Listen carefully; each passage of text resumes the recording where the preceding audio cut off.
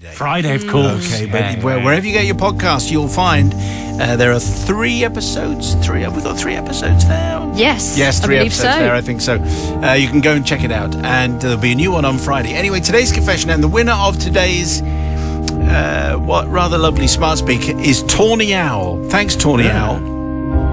Father Simon, Brother Matt, Sister Holly, and the good congregation of the greatest of hits. I would like to beg forgiveness from Simon, Matt, and the lovely listeners, as I already know that Holly isn't going to forgive me before I even start. The leading question happened, to be honest, it doesn't matter what the confession is, but you're probably right. Yeah. The leading question happened many moons ago, about 20 years, I think. My daughter had joined our local Brownies group. And like all small village voluntary platoons, they were in desperate need of adult supervisors. So I was guilt-tripped into becoming Brown Owl's helper, and I chose the usual name of Tawny Owl and gave up a good few hours every Wednesday and some weekends when there were camps to the cause. On one said camp, which happened to occur over the Easter holidays, our little group of small but disproportionately loud group of opinionated young'uns were busily making cardboard Easter decorations. All little hands were busily making and crafting, as the prize was that the winning this is the worst prize of all time. The winning decoration would be displayed in the toilet block. I have no idea why this seemed to be a good prize, but all the kiddywinks thought it was going to be amazing and they desperately wanted to win. Now, if you've ever been part of a brownie or even an older girl guide group, you will know... Have you ever, by the way? I was a brownie. Of course, were you? Yeah. And a sixer? What's a sixer? In charge. Oh, no, I wasn't very good. You will know that there is always one child that is annoyingly perfect in every way. We had that one child in our group, and I will call her Priscilla, as her mum will hate that. I had been to school with Priscilla's mum. Priscilla's mum had always been the school goody-goody. Getting head girl was never something any of us other students could aspire to, as the outcome of that decision was preordained. So I already had my own beef with Priscilla's mum, and now I was having to put up with the offspring on a weekly basis, and I wasn't even getting paid for it either. So here we are at the camp, and it's cheap and cheerful crafting session. Once it had been completed and all brownies were covered in PVA glue and cheap yellow feathers, it was quite obvious who was going to win, as there was one beautiful, shining example of creative handiwork amid the shambles of the others, which were not even distinguishable as being Easter-related. The inevitable had happened, and Priscilla was announced the winner. With not many partakers in the usual hip hip hooray, the other brownies looked downtrodden and rightly fed up that once again Priscilla had won. I knew at that point I couldn't let history repeat itself. I didn't want my daughter feeling the same way that I did whenever Priscilla's mum entered anything when I was little, so I hatched my cunning plan. When all the brownies were finishing off their evening puddings, I snuck into the said toilet block where the decoration had been put in pride of place, well, just on a ledge over the hand towels, and in a fit of rage, madness, and 20 years of accumulated loathing, I ripped up the cardboard decoration and flushed it down the toilet. I had a quick look in the bowl to see it had gone, and I jogged back into the kitchen via the back door where no one had seen me leave, as there were 30 plates to wash up, and strangely enough at that time no one wanted to be in the kitchen helping me. After the brownies finished off their puddings and an hour of scary ghost stories had been given, as apparently a good scaring always seems to help the little ones settle down at night at camp, who knows? Anyway, they all grabbed their toothpaste, toothbrushes and headed off to the toilet block. Fast forward a couple of minutes, and in came a sobbing Priscilla, holding what looked like a drowned feather duster, but in fact it was the resurfaced and strangely buoyant decoration that she'd made. They flushed it down the loo, she screamed disproportionately in floods of tears. At this point, our brown owl turned into DCI brown owl, and all brownies were questioned, one by one. Where were you between the hours of 6:30 and 7? Did you see anything suspicious? Of course, all brownies tell the truth, and none had seen or done anything. At this point, Brown Owl gave an ultimatum to all. Either someone owns up, or you will be going home tomorrow lunchtime instead of staying on an extra night and missing out on the promised disco, which is the highlight of the trip. This news was met with gasps and shouts of no. I kept my composure and stood shaking my head and looking let down by all the kids, although I did feel sorry as the little ones at this point, for the little ones, but knew it had gone too far for me to admit that I had recently been a bit stupid. As Priscilla could not contain her woe, her mother was called, and she was picked up and taken home shortly after the incident. Priscilla's mum was very upset, but also calmed down by the promise that the culprit would be found. The next morning arrived, and the downtrodden brownies all looked like they had no sleep. As we were making breakfast, I say breakfast, I actually meant chucking boxes of Cocoa Pops and Rice Krispies out on the table, one of the little brownies came up to Brown Owl asking to speak to her. They popped into the kitchen, and 10 minutes later they came back out again. The little brownie looked about a foot smaller at this point, and the Brown Owl then called us all together. Which if you have taken part in a brownie troop before, you will know this is basically just sticking your hand up in the air and waiting for the little ones to notice you. We were asked to make a big circle, and it was announced that the culprit had confessed, and after a severe talking to was given, and no one else would be leaving early. It was all sorted. However, it wasn't that little brownie, it was me. But I don't want forgiveness from Priscilla or her mum, as I'm hoping it gave them a life lesson that the world doesn't always go their way. I don't even want forgiveness from my daughter or most of the other brownies, as the incident resulted in a much more enjoyable trip, and remainder of their time in brownies as Priscilla did not come back, probably due to the emotional turmoil. I would just like forgiveness from that one brownie, the one little girl that drew the short straw of the confessor, as my daughter informed me that they'd stayed up all night playing rock, paper, scissors to determine who was going to be the scapegoat and confess, so that they all didn't miss the promised disco, which of course was going to be the highlight. Well, I feel fairly certain there's going to be harsh words. Already I can see. It's really quite words. Shocking. I understand, Tawny Owl, that you had some beef with Priscilla's mum, but did you really have to take that out on the poor child? Will no one think of the children? This little child had done this lovely decoration. It's not her fault that she was just quite good, and she was just perfect in every way, and she did really well, made this lovely decoration, and you flushed it down the loo? Yes. That's so extreme. And then, for the fact that you stood there as a sort of member of authority, being like, oh yeah, aren't you all dreadful? One of you flushed it down the loo, and that was you. And the little brownie took the rap, that poor little girl. It honestly is so bad. It's a catalogue of errors, and I'm not going to forgive at all. Brother from another gutter. Well, I would say apple didn't fall too far from the tree, did it, Priscilla? It turns out Priscilla and Priscilla's mum both equally annoying, and Priscilla didn't ever come back to brownies, so everyone won from that, because Priscilla didn't come back, she didn't want to come back anyway, and everyone else was perfectly happy with brownies without Priscilla. Also, who knew that the cardboard thing was going to come back from the toilet? I didn't. I thought it was gone. It turns out it wasn't. It was stuck in the U-bend and made a reappearance. And also a bit of courage shown by the mini brownie. So for that reason, because we all learned a life lesson, did we? And brownies was better for after this. I'm going to forgive. People's verdict, I didn't follow any of that. People's verdict, please. Do you forgive Tawny Owl? Yes or no? 61054. First word is silent. Tonight's confession just before the news came from Tawny Owl, who didn't like Priscilla or Priscilla's mum, particularly Priscilla's mum. So when Priscilla won the Easter art competition, which was then hung in the toilet, what a strange prize that is, she flushed it down the loo. Anyway, and then when threatened with losing the disco, a very small brownie owned up to save the day and took the blame. The people's verdict is in, and here it comes. Forgiven, says Sue in Plymouth. I totally agree with Matt on this one. Always a silver lining in life and lessons to be learned. But not forgiven, says Johnny in Torquay. Brutal. I have to agree with Holly on this one. You can't let a little child take the fall. But Jane, now aged 61, says forgiven, but mainly because I've not forgotten about my brown owl's twin daughters in my pack. They got to do everything, and the rest of us were never chosen for special occasions, and I never carried a flag. Right, so she's got over it. Yeah. So your confession, and if we use it, you'll get a smart speaker. We're looking at you, head girls, brownies, guides, people who win art competitions and goody two-shoes. Confessions at greatesthitsradio.co.uk. Anyway, just thought I'd mention that as it passes. Yeah. 5:46, confession time. Today's comes from Nobby. Nobby, thanks very much for this confession. Please don't copy any of the behaviour you're about to hear. Right. Father Simon, brother Matt, forgiving soul, and sister Susie. It's fine, I'll take it. And the occasional visiting clergy. The following confession: I have lived with the guilt for over 45 years, but the time has come for me to unburden myself and ask for forgiveness. Back in the late 70s, I was being teacher trained in the sunny, sandy, beached oasis of Exmouth, Devon. Assembled from all parts of the UK, we were all gathered into halls of residence for our first year.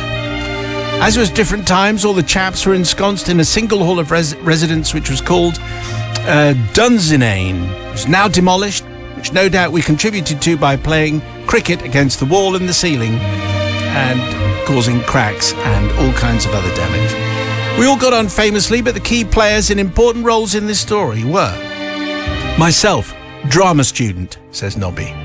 Okay. Always your favourite. Yeah. Tom, the brains, with an irritating habit of appearing to do not a stroke of work, but get A's anyway. Steve, mischievous little rascal, forever getting us into scrapes with the local populace. Phil, kind, caring sort, best buddy at the time. Pete, key ringleader with an uncanny knack of becoming invisible when things got tricky.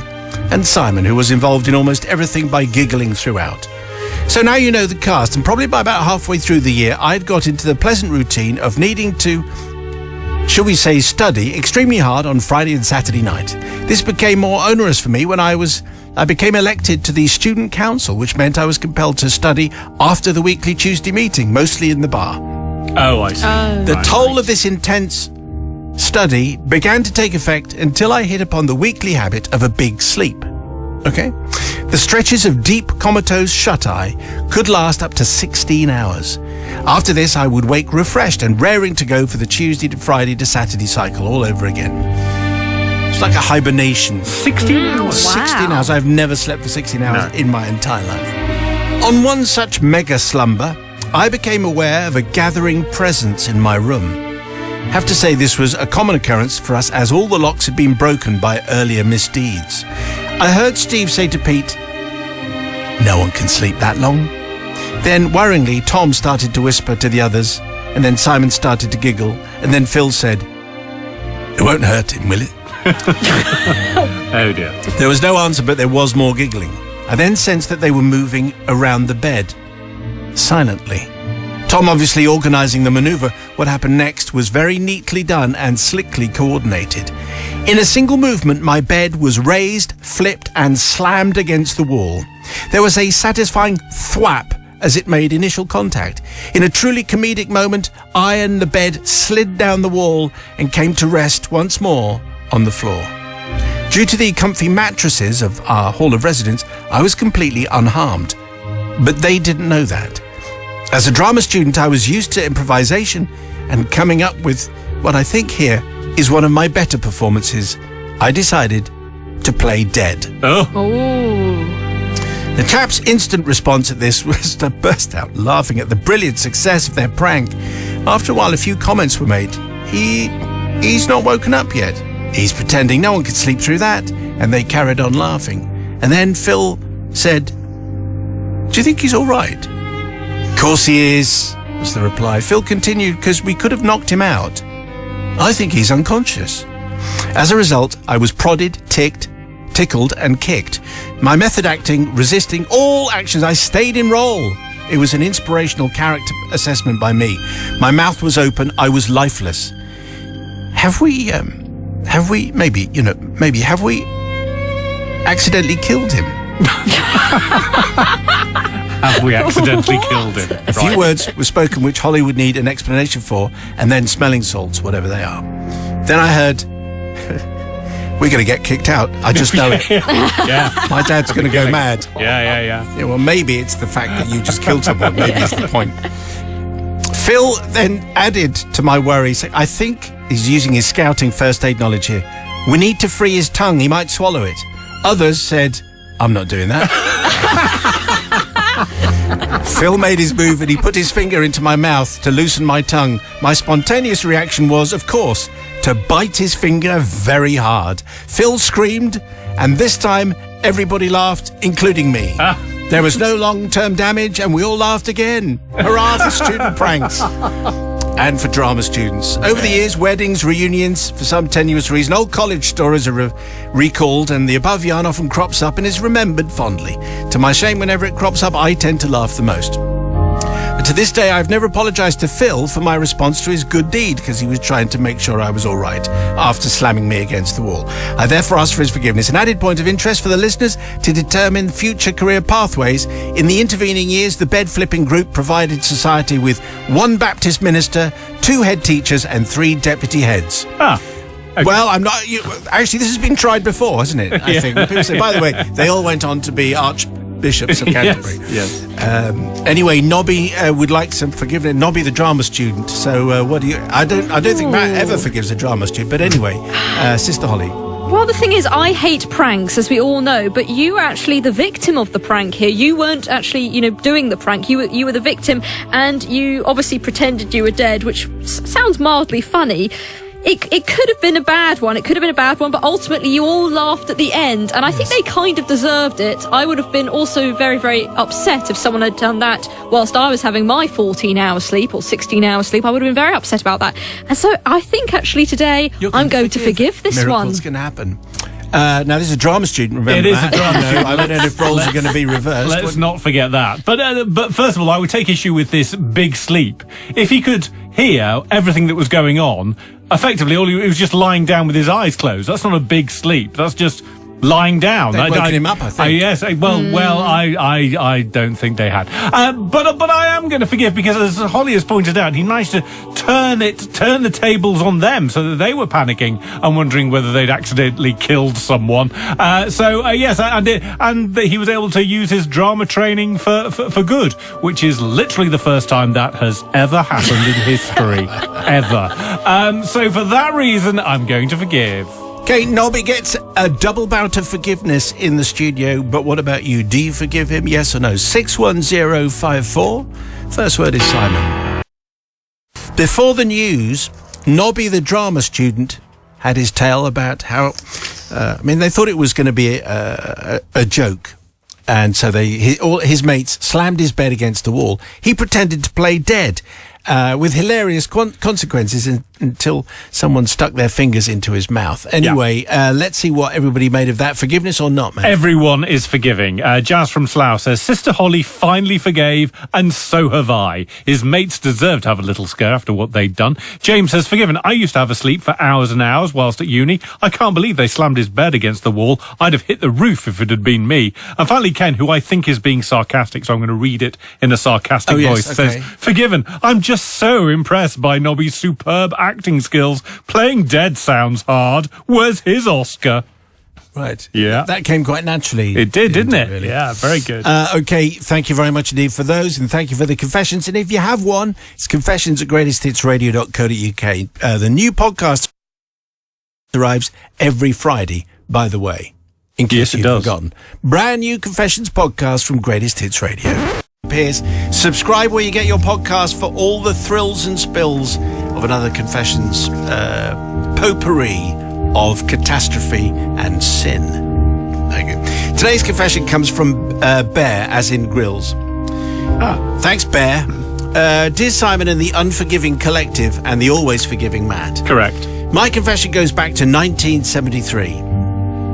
As a 10-year-old growing up in West Yorkshire, I was reaching the end of my time in the Cub Scouts, having reached the dizzy heights of Black Sixer, in charge of a pack of 7 wide-eyed younger cubs who all enjoyed the usual cub activities of map reading, mastering knots, British Bulldog, different times. That British Bulldog was a game where half of the crowd go to one end of the room, the other half go to the other end of the room, and then they charge each other. What, like a sort of mosh pit? Like a fight. Just a fight. And also, we learnt firefighting techniques, just to name a few of the things that we got up to. Wow. At our regular weekly pack meeting, Arkayla, the cub leader, announced that we were to go on a camping trip with a few other local cub packs. As you can imagine, we were very, very, very excited. The day arrived of the trip and we all boarded the coach heavily laden with oversized haversacks that our mum had packed. They contained sleeping bag, enough clothes for 6 months, 8 dozen sandwiches, a crate of pop, which is an old reference for fizzy drinks, pack of plasters and newly purchased horrendous plastic waterproofs.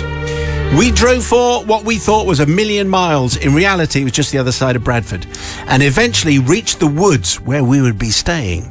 There were far more people than I'd imagined, with lines and lines of dirty white tents, a toilet shower block, and a large circular area with tree trunk benches surrounding a campfire area. As a 10-year-old, this was very, very, very, very exciting, and I relished my role as Black Sixer, leading my pack of even more wide-eyed cubs to our designated tent, where we unpacked and then joined all of the other cubs in the central area for the briefing of the day's events. It was all bliss. We built shelters out of branches and bracken, foraged for mushrooms, swung through trees on an assault course, and generally got wet and muddy, but we were very happy.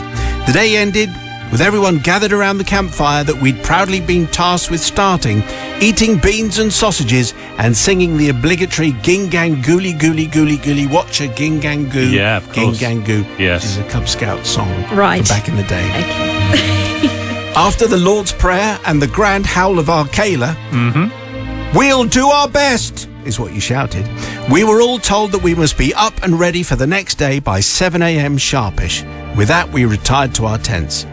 Now, I didn't have a watch, and obviously I didn't have a phone, but Arcala had told me that it was 10 p.m. I felt an enormous amount of responsibility as the Sixer to ensure that we didn't sleep in and let our troop down. I came up with a foolproof plan. I'd noticed that there was a nearby church. I'd listen out for the hourly chimes, knowing that after 9 chimes it would be 7 a.m. We were all a bit giddy in the tent with all the fresh air, physical activities, fizzy pop on the coach, and we were literally full of beans. I'm not... Okay, yeah. Eventually everyone settled down and I started to listen out for the chimes. Bong! It's 11 p.m. Passing time. Yeah. Bong! Midnight. So it continued. I counted the 8th chime. 6 a.m. Still wanting to make a good impression, I waited for a while and then proceeded to wake up all of my troops. "Come on, guys," I said, "it's about 6:15, so we all need to make our way to the shower block and get ready. We'll be the best troop at camp. Be ready for anything. We'll be first." I continued whilst gathering all of my things and leading the troop to the shower block. I made sure they all washed properly and even inspected their uniforms, even straightening a few woggles to ensure that we were smartly presented. As we marched out of the shower block, we were met by Arcala. The look on his face was one of astonishment and bewilderment. "What on earth are you doing, boys?" he said in a sleepy, broken voice. "Troop ready for inspection, Arcala," I proudly announced, while slightly pushing out my chest and saluting proudly. "But," said Arcala, "it's 2:15 in the morning." No, I replied. No, I it's not. counted the church chimes each hour. I make it 6:15, I said, confidently. A little late there with the orchestra. Now beginning to smirk a little, Arcala leant over and said, "The church clock chimes every half hour. I can assure you it's 2:15 in the morning. Now get back to your tent." Fortunately, the ground didn't open up and swallow me. I had to trudge back to the tent with Arcala laughing as he walked away and my troop mumbling and disgruntled behind me.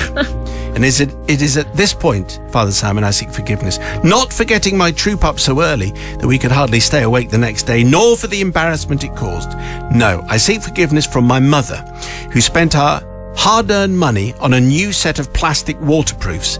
The same waterproofs I hated so much, I accidentally burnt them to a cinder when I used them to help start the campfire that evening. Wow. I hope you can see your way to forgive me, as this has preyed on my mind for the last 50 years. And to this day, Mum still thinks the waterproofs were stolen by badgers. What? Well, I had to think of something, didn't I? Yours, hopefully, Bear Grylls waterproofs. See, I couldn't actually give the full Bear Grylls thing because I would have spoiled the punchline. So, shocking timekeeping and the burning of waterproofs, Sister Holly. Well, of course, we started with brownies on Monday, wasn't it? Yes. And we've got Cub Scouts today. Just to balance it all out. Yeah, exactly. I have to say, it really wasn't fantastic, that whole thing. It ended particularly badly, burning your waterproofs. I know they're not very stylish, but they're practical. And your mum paid a lot of money for them, and you burned them on the campfire, and then you they said... must have been Stank The terribly. badgers stole them? What? How's that? That's not a believable story at all. Also, I couldn't stand brownies. I hate the people who do Cub Scouts. They're just really outdoorsy. Taking the lead. goodness. No, because this is just classic behaviour, isn't it? Like, I'm the leader. I'm in charge. Everyone dear. get up. I'm right. I know everything. Well, you weren't right there and you got it all wrong. And so that's why I'm not going to forgive, because it was the arrogance that you got everyone up and it was all completely wrong. You shouldn't have done it. He was 10. I know, but it was too confident, I think wasn't you've he? lost a large constituency. Seen another side tonight. Yes. Of I think Holly. something bad happened back in the I day. was going to say so. Brother from another guy. I'm going to probably argue that keeping time by listening out for the church bells is not foolproof. Not a foolproof way of being able to tell the time, unless they got bongs with them, and there were clearly no bongs on this. So I'm going to forgive, mainly because the reason he's obviously starting the fire with his waterproofs is he didn't have any sleep. The man was sleep starved, and that was why he didn't know what he was doing. And for that reason, because we ran out of time, I'm going to forgive. Okay, it's the people's verdict. Please, do you forgive Bear Grylls Waterproofs? On the text, please. We heard a confession from Bear Grylls Waterproofs, who in the end burnt his waterproofs, but on the way he was in charge of he was at a Cub Scout camp and he was the sixer. He was in charge of 7 youngsters and he was trying to get everyone up on time, but he miscounted the local church clock, counting the half hours as well as the on hours, so got everyone up at 2:15. Then he burnt his waterproofs. Anyway, and then Holly went off on one. She Quite did. extraordinary. Anyway, the people's verdict is in. Here it comes. Mitch says, forgiven. Although I relate to Holly's feelings of dislike towards brownies, I do feel sorry for Bear, as he really tried and listened out for all those bongs. Dutchie in Leicester says, absolutely forgiven. Dear boy, we've all been that well-meaning, eager beaver, sorry Cub Scout that wanted to be the best and win inter-troop competitions. And finally, Sam in Liverpool says, not forgiven. Scouts was great if you liked walking through mud, camping in the rain, and getting told off for your tie being wrong. Bear sounds like a nightmare. Well, a controversial opinion, if you have a confession, we would love to hear it, because we could exchange it with a smart speaker. Send it to confessions@greatesthitsradio.co.uk. Meantime, here is today's tale from Toby.